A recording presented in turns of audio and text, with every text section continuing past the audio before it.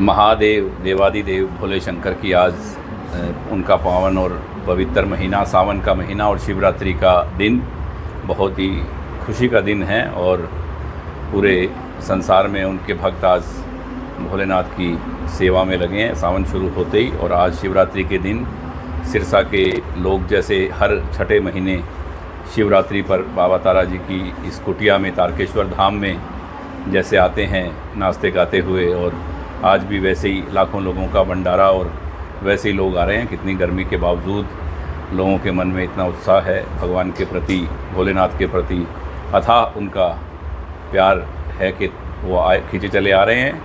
मैं भगवान भोलेनाथ से, महादेव से विनती करता हूँ कि मेरे सिरसा वासियों पर, प्रदेशवासियों पर, देशवासियों पर उनकी कृपा बरसती रहे और सभी की मनोकामनाएं पूर्ण हो। और शिवरात्रि की बहुत बहुत एक बार फिर सभी को बहुत बधाई, शुभकामनाएं। अपनी सोच सिरसा के विकास की सोच है, सिर्फ अपना काम है कि सिरसा में विकास हो, सिरसा में प्रोजेक्ट आएँ, सिरसा आगे बढ़े, उसके लिए हमेशा ही प्रयासरत हैं।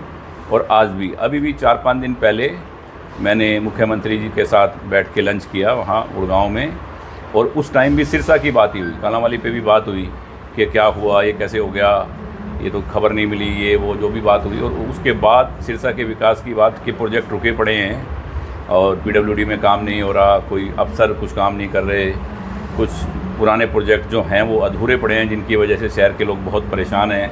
बहुत सी बातें उनसे मैंने की तो उन्होंने बहुत आश्वासन दिया कि नहीं, सिरसा में कोई काम नहीं रुकेगा, नहीं रुका है, और सिरसा में जो पुराने प्रोजेक्ट हैं वो भी पूरे होंगे और नए भी आप हमें बताते रहें, जो भी काम करना है वो नए भी जो भी काम होंगे।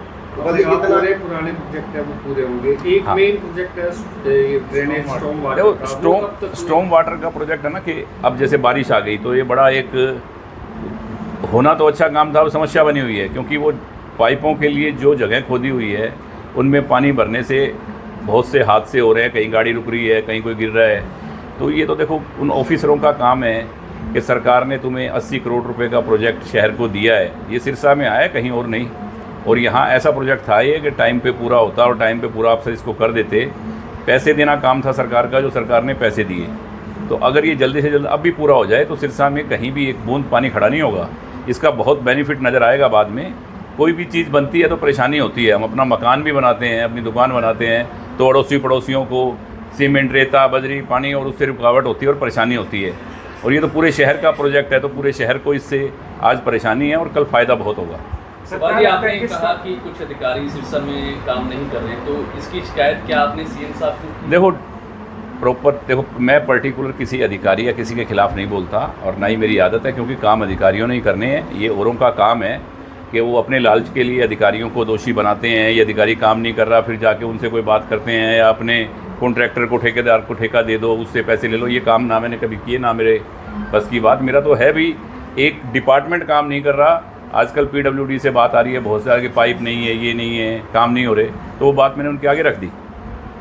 आपको क्या लगता है सर, अफसरशाही हावी है इस तरीके से? क्योंकि ऐसा कुछ नहीं है। देखो अफसर क्या है, अफसरशाही हावी नहीं है।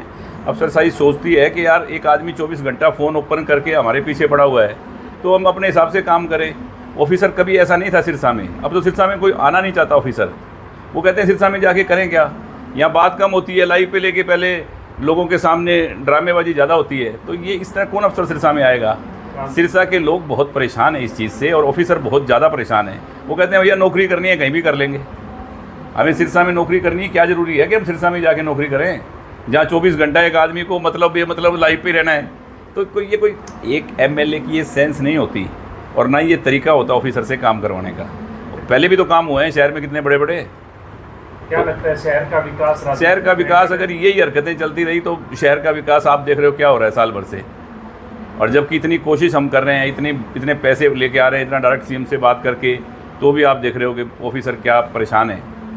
क्या है कि ऑफिसरों के साथ मेल जोल करके पैसा ऊपर से आता है, उनको काम करना होता है, तो वो करवाने की एक आदमी के अंदर तरीका होना चाहिए और तरीके से काम करवाए जाते हैं, ना कि उनके पास इस तरह जाके दफ्तरों में और उनको धमका के या अपनी वो दिखा के कि देखो मैंने अफसर को ऐसे बोल दिया।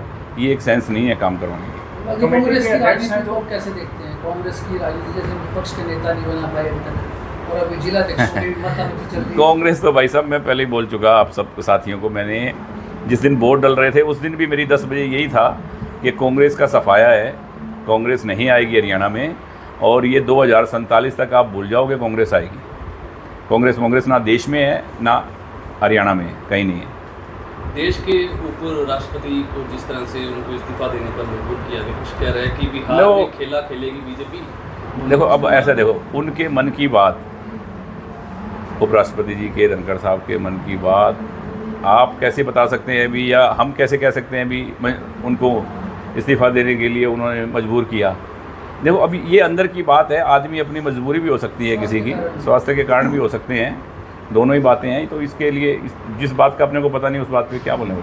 गोपाल जी, सिरसा के लोग चाहते हैं सिरसा साफ सुथरा हो, सिरसा चमके, तो ये कब तक संभव हो पाएगा? भाई साहब हम तो पूरा कर ही रहे थे संभव, ठीक है ना, पर सिरसा के सरकार है, आप कोशिश कर रहे हैं तो बिल्कुल कर रहे हैं, हम तो पूरी कोशिश करते ही रहेंगे। मुझे सिरसा में ये नहीं है कि राजनीति से कि क्या हुआ क्या नहीं, मेरा तो मतलब है सिरसा का विकास हो, सिरसा आगे बढ़े बस, और सिरसा तरक्की करे, अपनी यही सोच है।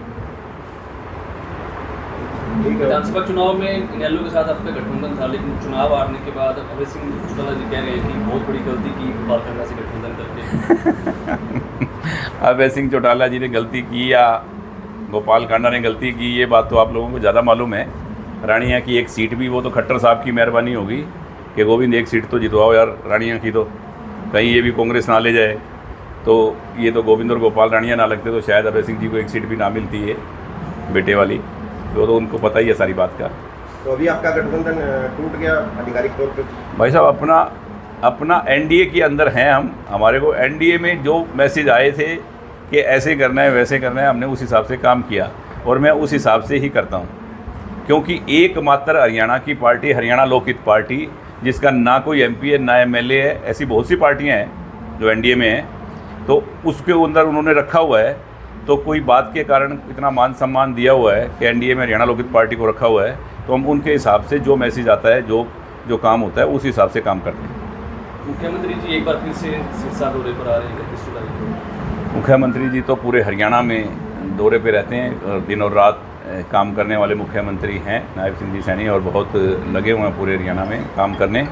और सिरसा में तो बार बार कोई भी प्रोग्राम के लिए जब भी सिरसा वासियों ने उनको याद किया है, आए हैं, चाहे धार्मिक प्रोग्राम हो चाहे कोई सरकारी प्रोग्राम हो, हमेशा ही उन्होंने, और अब भी आ रहे हैं मेरे ख्याल वहाँ संगर सांदा मेले पे, और उसके बाद भी उनका एक प्रोग्राम है जिसकी बात उन्होंने मुझसे की थी।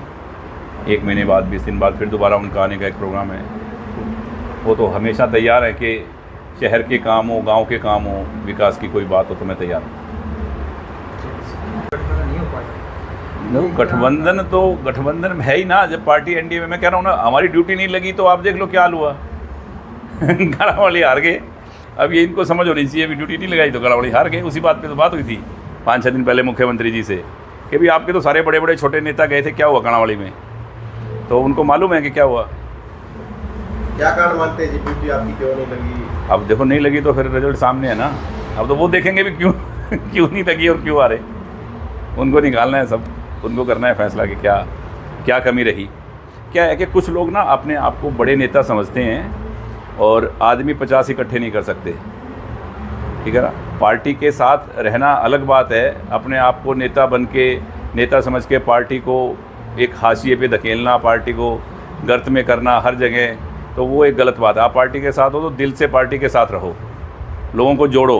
वो तोड़ने का काम करते हैं कई लोग, उस वजह से ये हाल हुआ। ये तोड़ने का काम मुख्यमंत्री दे दीजिए। अब यार ये पता नहीं किस किस ने किया है, मैं नाम किस किस के बताऊँ अब आपको।